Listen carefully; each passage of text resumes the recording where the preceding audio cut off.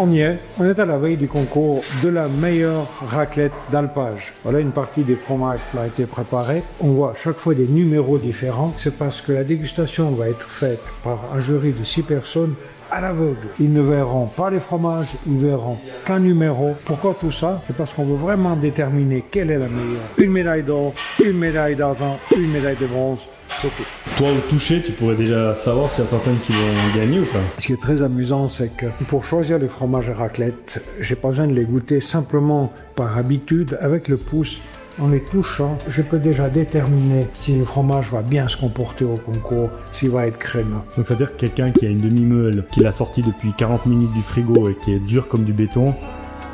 N'oubliez pas, la raclette, ce qu'on veut, c'est de la crème et de l'onctuosité. Une partie des fromages sont là, ils sont numérotés. Ils vont être refroidis maintenant pendant toute la nuit pour qu'au moment où on va les chauffer, ils restent bien fermes. Une autre petite remarque, quand je choisis un fromage dans mes caves, c'est souvent aussi avec la couleur. La couleur, ça veut dire, est-ce que le fromage est bien emmorgé? Bien emmorgé, ça veut dire, est-ce que le champignon qui s'appelle la morge s'est bien développé? Et ça, on le fait toujours.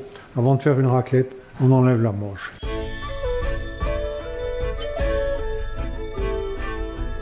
Là, c'est la première raclette du concours? Non, ça c'est la raclette test. Il n'est pas dans le concours. C'est un fromage que j'ai choisi hors concours. Ça veut dire que pour que le palais des 6 jurés soit vraiment équilibré, à la même hauteur, qu'il n'y ait pas de distorsion, ils dégustent tous la même raclette et puis après, ils donnent leur impression. Un, il dira, moi je la trouve trop salée. Ah, mais c'est que toi tu es un peu plus sensible au sel. Pour que vraiment, on arrive à avoir un équilibre des 6 membres du jury et après on démarre la dégustation. Et toi, tu me disais, ils n'ont pas droit au café, c'est ça?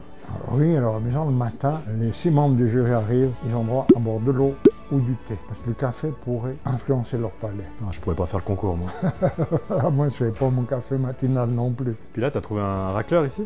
J'ai un apprenti racleur, mais il est apprenti depuis 5 ans. Oh là là, celle-ci, là. Attention, ça vient un peu trop chaud. Retire les assiettes. Ce qu'on veut dans les membres du jury, c'est pas nécessairement des professionnels du fromage, mais des professionnels du bon goût. Donc, on a une journaliste culinaire, productrice de vin, passionnée de vin ou un passionné de nourriture, un ancien chef de cuisine. Toutes ces personnes qui connaissent pas spécialement dans le fromage, pas la technique de fabrication, mais surtout qui ont un palais affûté pour déguster les bons produits. 103, 186, 171, 142. Deux autres choses à savoir dans ce concours, c'est que les dates de fabrication sont bien déterminées. Les fromagers peuvent nous fournir des fromages fabriqués entre le 15 juin et le 1er juillet. Et là, vous l'avez vu, la raclette qui vient de partir a été fabriquée le 17 juin, donc dans les critères. Vous avez vu que chaque fois, on annonce le numéro. Pourquoi? Parce qu'on a 3 assiettes avec les numéros inscrits dessus. Notre travail en raclant, c'est d'être bien concentré pour pas qu'il y ait mélange, parce que les 6 membres du jury vont déguster toutes les raclettes, mais jamais en même temps. La 154, par exemple, sur les 6, il y en a un seul qui déguste la 154, puis le jury suivant dégustera plus tard la 154. Pour vraiment pas qu'il y ait de coalition entre deux qui discutent comment tu l'as trouvé et tout, qu'ils soient vraiment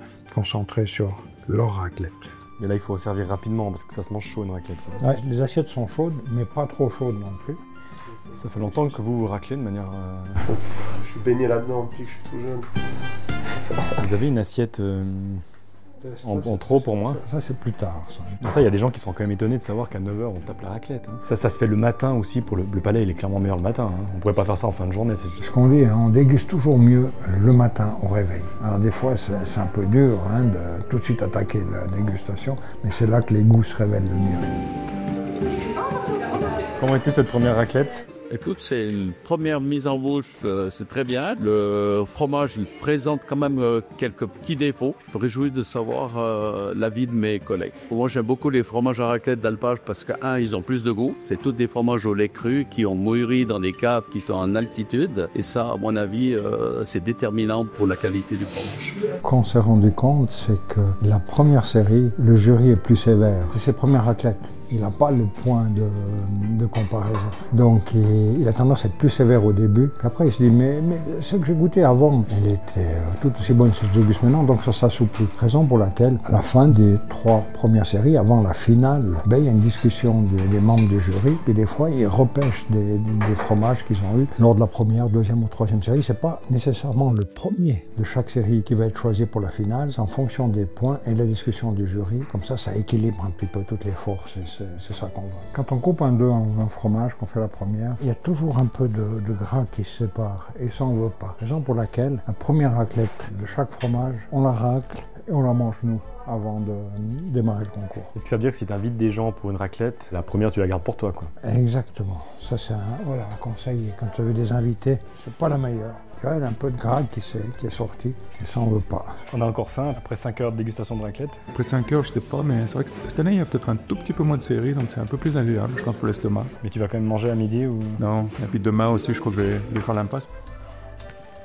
Là, tu vas manger combien de raclette aujourd'hui? Ça c'est le petit déjeuner. Après je ferai une pause. Tu viens pas forcément d'une famille d'épicuriens, hein? Pas du tout, hein. On mangeait des Babybel à l'époque. Et du coup, là, ça va ou ça gratte un peu la gorge, ce genre de raclette? Non, là, c'est trop bon. Je suis team musée affineur. Ça me rassure quand même. Mais est-ce que tu manges quand même un Babybel de temps en temps en cachette? Non. Il faut dire la vérité, si vraiment ça t'arrive. Par contre, j'achète vraiment encore du gruyère de temps en temps. Alors qu'on en a en cave? Bravo. Hein. La dégustation du vin par rapport au fromage, il y a des similarités, ça n'a rien à voir, c'est un monde différent. Il y a pas mal de critères qui correspondent. Donc il y a l'aspect visuel aussi qui est dans le vin, le goût, il y a l'onctuosité, il y a l'acidité. En fait, ces critères, on voit que ça se revend. Là, on a des fromages à raclette. Donc on reste quand même dans les mêmes critères. Si par exemple, il y a d'autres fromages comme les blés bleus, comme les chèvres et tout ça, le vocabulaire sera un peu plus étendu, mais c'est là qu'on voit que c'est personnel. Parce que moi, je vois au niveau du goût, si c'est dans l'harmonie, pour moi, ça me plaît. Mais là, c'est justement dans les mêmes critères du vin, l'harmonie. Tandis qu'il y a des gens qui cherchent des goûts qui aiment un peu plus fort, un peu plus marqués. Donc, il y a toujours ce côté subjectif. Bon, Pape, du coup, là, c'est la finale? La finale. Donc, ce qui ressort des premières dégustations, c'est que aujourd'hui, le jury me dit toute la série qu'on a dégustée là, on a de la peine à se partager parce qu'il n'y en a aucun qu'on écarterait. Donc maintenant, qu'est-ce qu'ils ont fait? Le jury a choisi les 6 meilleurs. En l'occurrence, aujourd'hui, ils ont choisi les 2 meilleurs de chaque catégorie. Et place maintenant à la dégustation. Qu'est-ce qu'on a fait? Nous, on a changer les numéros pour pas que le jury se dise « Ah, mais c'est le numéro que j'ai dégusté avant ». Non, ils repartent sur d'autres numéros comme s'ils repartaient à 0. Et c'est là qu'on va déterminer médaille d'or, médaille d'argent et médaille de bronze. Vous avez pu remarquer que tout ce concours se déroule dans le silence, dans le calme. Pourquoi? Parce que moi j'ai un tel respect de ces fromages d'alpage. Celui qui va gagner ce concours, ou les 3 premiers, pour eux c'est le résultat d'une saison entière de travail. Et c'est une telle fierté de faire une médaille d'or, d'argent ou de bronze qu'il faut vraiment respecter ça. Et pour cela, il faut qu'on ait un concours des plus sérieux, dans le calme, dans la concentration. Et c'est ça qu'on a réussi à faire aujourd'hui. La raclette est finie, on va débrancher la prise. Maintenant, place à la délibération du jury. Donc, responsable du concours va donner les points de chaque fromage. Et indépendamment de ces points, le jury a encore un mot à dire parce qu'ils vont peut-être dire celui-là est sorti premier, mais il a quand même quelques défauts. Ils vont discuter pour sortir vraiment la liste définitive des 6 meilleurs. Il a bien bossé, l'apprenti? Je pense 10 sur 10. 4 années qu'il racle, donc comment ça va être maestro? Il y avait des différences de goût, mais je trouve qu'il y avait quand même des très belles textures, des fromages de caractère, mais qui se terminaient toujours avec beaucoup d'élégance. Et je pense que ça sera assez difficile à les séparer, effectivement. Après, restera le côté subjectif, où on est plus sensible à des côtés floraux ou fruités. J'ai l'impression que le niveau de qualité a augmenté. Il y a une progression dans la qualité de nos fromages. Dans les alpages, on a de plus en plus de professionnalisme. On sait que la matière première est très très importante. Donc les vaches vont en altitude manger cette herbe fine. Donc la matière première est déjà très très bonne. On a des fromagers qui font leur job. Et puis moi, à mon avis, le plus important là-dedans, c'est sûrement le travail de l'affineur. Parce que c'est très bien si on fait un bon fromage, mais il faut le laisser quand même quelques mois dans une cave où le fromage développe tous ses arômes. Et là, vraiment, on a une bonne raclette. Et pour moi, une bonne raclette, c'est une raclette où on n'a pas besoin de mettre de poivre dessus. Aline dit c'est incroyable, elle qui a géré le concours, elle va nous dire pourquoi c'est incroyable. Malgré le changement de numéro, donc ils n'ont pas eu les mêmes numéros par rapport à la qualification, donc c'était de nouveau à l'aveugle et le classement est le même. Donc quand on prend les 18, les points c'est la même chose que la finale. Le premier ce serait le 1034 qui a 43,67 points. Après ça ferait le 1007, ensuite 1059, ensuite 1091, 1088 et 1026. Meilleure technique pour éloigner les mouches du café moulu que tu fais brûler. Alors Michel, après l'effort, le réconfort, parce qu'hier j'ai dû travailler toute la journée à l'organisation de ce concours de la meilleure raclette, puis aujourd'hui on est là les deux, et puis quelle impression ça te fait d'être entouré des meilleurs fromages à raclette d'alpage. Moi je suis né là-dedans avec toi, donc rien du tout. Rien du tout. Désolé de te décevoir, mais c'est vrai que quand on parle de raclette, bon déjà, maintenant principalement la raclette ça va être les plateaux raclonettes qui sont fabriqués n'importe où d'ailleurs, enfin voilà, c'est juste du fromage qu'ils font. Bon, pas bon, peu importe, mais voilà, c'est surtout ça qui est connu maintenant. Et c'est vrai que là on est vraiment sur le must, quoi. C'est vraiment ce qui se fait de mieux en raclette. Nous on a ce qu'on appelle d'ailleurs le label Trip Sélection. Bon, la raclette ça vient de la région du Valais. On prend les raclettes dans cet endroit-là parce qu'on se dit que c'est l'endroit originel où sont. Alors tu peux faire des magnifiques raclettes, même toi tu avais été au Japon, la raclette était superbe. Exactement. Hein. Mais voilà, on prend quand même là où c'est la source. Ensuite on prend les raclettes d'alpage. À partir de 1000 mètres, mais dès qu'on dit alpage, on dit vache à l'extérieur et influence de l'herbage. Meilleure technique pour éloigner les mouches. Plus tu vas monter, plus l'herbage est fin, plus tu auras des fleurs aromatiques. Ça se retrouve dans le fromage. Parmi tous ces alpages, on fait une sélection. Puis nous, on appelle ça le trip sélection parce qu'une fois qu'on a acheté par exemple plusieurs meules à un alpage, il y a toujours une série qui ne vont pas pour la raclette. Et ça, c'est ton travail de venir. En touchant comme ça, je dis celui-ci il ira bien, celui-ci il ira moins bien. Et la surprise cette année déjà, de tous les fromages qui ont été dégustés, c'est la première année qu'il y a autant de conscience, autant de bons produits. Ah, tu dis cette année particulièrement? Cette année particulièrement. C'est ce que m'ont dit le jury un peu. Hein. C'est que cette année, c'était un peu difficile à départager. Oui, ils ont eu de la peine pour déterminer les 4 premiers. Mais par contre, ce qui est arrivé cette année, c'est que celui qui a gagné, il a gagné nettement, à l'unanimité du jury. Et ça fait plaisir. Mais c'est-à-dire que le jury avait fait un classement pour les finalistes. Ensuite, ils ont dégusté les 6 finalistes. Et le classement était à nouveau le même. Donc c'est-à-dire que là, c'est pas du hasard, quoi. Non. Alors cette année, c'était une constance et puis très qualitative. Toi, tu sais lequel est le premier et lequel est le dernier? Comme ça, non. Parce que moi, j'aimerais bien déguster à l'aveugle. Celui qui est le dernier du classement et celui qui est le premier. J'aimerais voir si vraiment, moi qui suis moins connaisseur que toi, si c'est flagrant pour moi, tu vois. Si tu peux me trouver le numéro 103, on va essayer de le déguster. Essaye le 186. Et tu vas me dire de ces 2 fromages lequel tu préfères. La première, la deuxième, c'est toi. Tu vas démarrer la dégustation. Très gommeux. Un petit peu, hein. Tu as dégusté 2 fromages bien différents. J'ai pris 2 extrêmes. Tu vois là, en fait, il n'y a pas photo. Le premier, bon, la texture me dérange pas trop, c'est gommeux. Bon voilà, moi ce que je veux, c'est le goût. Assez fade, pas trop de caractère, là, ça n'a rien à voir. C'est une explosion de saveur. C'est exactement ce que je recherche quand tu manges ta première raclette d'alpage. Non, tu t'es pas trompé, hein, mais ça m'étonne pas de toi, parce que finalement, à force de travailler avec moi, tu as vu un petit peu. On se forme le palais. Le premier que tu as dégusté, c'est un qui pour moi avait un défaut. La texture m'a pas plu, il manque de goût. On dira pas le nom des alpages, c'est pas le but de... D'autant plus, il faut dire que dans 3 mois, ce même fromage peut être excellent. Tu aimerais goûter quoi soit le premier, soit le deuxième. Ah, pour le premier, oui, alors on va t'en faire goûter un autre. Là. Je vais chercher une nouvelle assiette. Ce sera plus facile. Donc j'ai remplacé celui qui m'a dit là par un des plus bas du classement et on va voir si c'est vraiment un expert. Tu veux essayer de racler toi?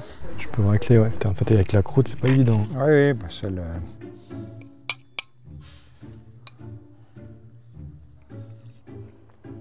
Et le fromage il est bon? Qu'est-ce qu'il y a? Qu'est-ce qu'il y a? C'est magnifique parce que je goûte, je dis mais le jury s'est planté hier. Il y a quelque chose qui ne me plaît pas dans ce fromage. Il manque de saveur, il manque d'onctuosité. Et Michel avait changé le fromage. Des fois je suis content parce que on n'arrive pas trop à me tromper là. T'as hésité, hein, tu dis merde, qu'est-ce qui se passe? T'as vu, j'en ai pas parlé. Je préfère déjà dire en tout cas à nos clients, les gens vont se ruer sur les premiers, sur le top 3. Nous, en tout cas, tous ceux qu'on vend, ils ont tous un certain label qualité. C'est-à-dire que si par exemple, justement, les 2-3 derniers du concours, on les vendrait pas. Parce qu'on considère qu'il n'y a pas le niveau. Je comprends que les gens veuillent les gagnants, mais il ne faut pas non plus tous baser là-dessus parce qu'ils sont tous extraordinaires, quoi, honnêtement. Bon, le 4e, c'est pas une médaille, c'est une distinction spéciale qu'on donne au 4e. C'est la 2e fois qu'il est 4e, qu'il a cette distinction. C'est l'alpage de Haute-Morges en dessus de Saint-Jean-Golfe. C'est joli parce que c'est la dernière année. Dernière année qu'ils fabriquent. Ils partent, mais dans un autre alpage. C'était trop compliqué pour eux, je crois. Oui, donc ça fait plaisir qu'ils partent avec. C'est quand même presque une médaille. C'est peut-être, on ne sait pas qui prendra après, c'est peut-être la dernière fois qu'on peut manger de l'Haute-Morges. Ouais. Parce qu'on sait comment c'est, hein. S'ils changent, des fois ça peut être catastrophique, peut-être qu'ils ne refont pas les mêmes produits. Oui, et puis il faut se réhabituer, prendre les marques à l'alpage, c'est pas sûr, donc Bien, content pour eux. Médaille de bronze, à nouveau, quelqu'un qui a déjà eu une médaille à Ovrona, au-dessus de la station de la Tsuma, c'est l'alpage de Chassour. Lui a déjà eu une médaille de bronze, et là il récidive. C'est marrant que tu dis ça parce qu'on en a vendu cette semaine, et puis j'ai coupé la demi-meule, puis j'ai fait une petite rature, donc j'ai dû reprendre un petit peu. J'ai goûté un bout, c'était une telle explosion de saveur. Je me suis dit, waouh, si celui-là il n'arrive pas dans le top, il y a un problème. Il est extraordinaire. Mais tu as peut-être raison, peut-être des 4 fromages que je donne là, c'est celui qui a le plus de caractère. Ouais, moi j'adore. Donc les gens qui aiment le fromage de caractère, c'est Chassour. Ce Chassour, ouais, je dirais ça. Médaille d'argent.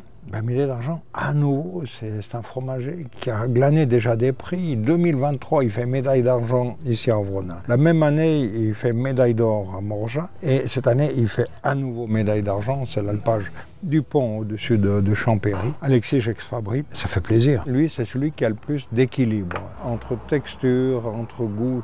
Tout est en équilibre dans ce fromage. Et ce qui m'a fait plaisir quand j'ai appelé Alexis pour lui annoncer qu'il avait une médaille, il sera juste à la proclamation laquelle il a, c'est qu'il m'a dit, cette année c'est moi qui les ai fabriqués. Ah ouais? D'habitude, il n'est pas de fromager? Non, l'année passée il est un fromager, il n'était pas trop content. Et cette année c'est lui qui a fabriqué et qui fasse une médaille, c'est une belle récompense. D'ailleurs, s'il y a des jeunes qui nous suivent et qui ne savent pas quoi faire comme métier, il y a clairement du job dans la fromagerie. Il y a tous nos contacts, enfin tous nos fournisseurs nous parlent tous du même problème, on ne trouve pas de fromager. En tout cas en France, mais surtout en Suisse aussi. C'est un métier difficile, c'est un beau métier parce qu'on fabrique une matière vivante. Donc c'est fort intéressant. Alors c'est difficile dans les alpages et tout, mais c'est d'autant plus intéressant que si dans une usine où tu fabriques du Babybel, tu es juste un pion parmi, toi tu es juste une pièce. Le seul inconvénient de l'alpage, c'est que tu vas être 90 jours, voire 100 jours à l'alpage et que tu vas fabriquer tous les jours. Donc les congés, tu les prends après les vacances.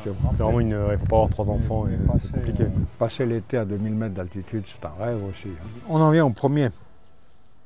Ça, c'est la raclette qui a gagné hier. Et je vais te raconter une histoire. Quand je la déguste maintenant, tout de suite, je dis, mais c'est normal qu'elle ait gagné. En plus du crémeux, il y a un goût. C'est d'accord, il y a quelque chose. Attends, je vais essayer de déterminer. Ce fromage, je le déguste. Donc, je savais qu'il était au concours. Mais c'est mon frère qui m'appelle un jour. Il m'a dit, j'ai acheté un fromage là. Il faut que tu viennes le déguster. Et je n'étais pas disponible tout de suite. Alors, j'ai envoyé mon épouse. Et puis, 3 heures plus tard, il m'appelle. Il dit, non, mais viens déguster ce fromage. Et l'unanimité autour de la table, tout d'un coup, on a trouvé une pépite. Donc je dis, si ce fromage-là est au concours, il va faire un malheur. Puis 2 jours plus tard, je recevais la radio Rhône FM et on refait la dégustation de ce même fromage. J'ai dit, il pourra que faire un malheur. Lors du concours, moi, je n'ai pas vu ce fromage, c'est mon collègue qui l'a raclé. C'est seulement au moment de la proclamation des résultats, quand le jury a décidé quel était le numéro 1, j'ai dit, mais je ne me suis pas trompé, hein. Il était hors catégorie. Puis après, je pense qu'on peut passer tu peux annoncer un peu les résultats? Oui, on est peut-être là pour ça, il ne faut pas qu'on oublie, mais voilà. Alors, le premier, je vous en ai déjà un petit peu parlé en disant que quand je l'ai dégusté, il m'avait beaucoup plu. Mais c'est aussi une fierté pour moi parce que c'est la première année que la station qui organise, la station d'Ovrona, remporte la médaille d'or avec l'alpage d'Odone sur les hauts d'Ovrona. Et mais ils ont tout refait, c'est tout nouveau là, non? Oui, la fromagerie était complètement refaite. Genre les autres années, ils mettaient au concours? Oui. Les 9 éditions, ils ont été mises au concours. Et c'est la première année qu'ils font une médaille, et pas n'importe quelle médaille d'or. Je ne me trompe pas, ils étaient assez bas dans le classement. Oui, mais attention, nouvel exploitant. La famille Darioli, c'est la 2e année qu'ils exploitent. Et 2e année, ils mettent au concours. Et médaille d'or, c'est vraiment une belle récompense. Quand j'avais dégusté la première fois ce fromage, je l'ai appelé, j'ai dit, mais t'as bien réussi. Il dit, oui, je suis assez content. Puis, il me dit, j'ai engagé un vieux fromager. Je me suis dit, j'ai engagé un fromager, c'est vieux fromager de 80 ans. Il me dit, non, un vieux fromager de 63 ans. Je dis, mais ça, tu vois, moi j'ai 70. Mais voilà, et moi je suis doublement content qu'une fois, Ovrona remporte la médaille d'or et il reste un très beau fromage aussi. Avec le goût, la finesse, tout ce qu'on demande d'un bon fromage à raclette. Mais en tout cas, donc, si vous voulez déguster une raclette, elles sont disponibles sur notre site. Et on a quelques-uns du premier. Faudra vraiment, si vous voulez déguster le premier, il ne faudra pas attendre parce que je pense qu'on en aura du stock pour 2 jours. Ensuite, le 2e, 3e, 4e, on en a en cave. Ils sont d'ailleurs prêts, donc n'hésitez pas. Vous avez toutes les infos sur, donc pour la Suisse, lusiaffinor.ch, pour la France, lusiaffinor.fr. L'année passée, je crois que le 1er, 2e, fin novembre, il n'y avait absolument plus rien. Donc voilà. J'espère que vous aurez autant de plaisir que nous à faire ces dégustations parce que pour moi, c'est chaque fois une expérience gustative. Un bon moment de la vie quand on déguste ces belles raclettes.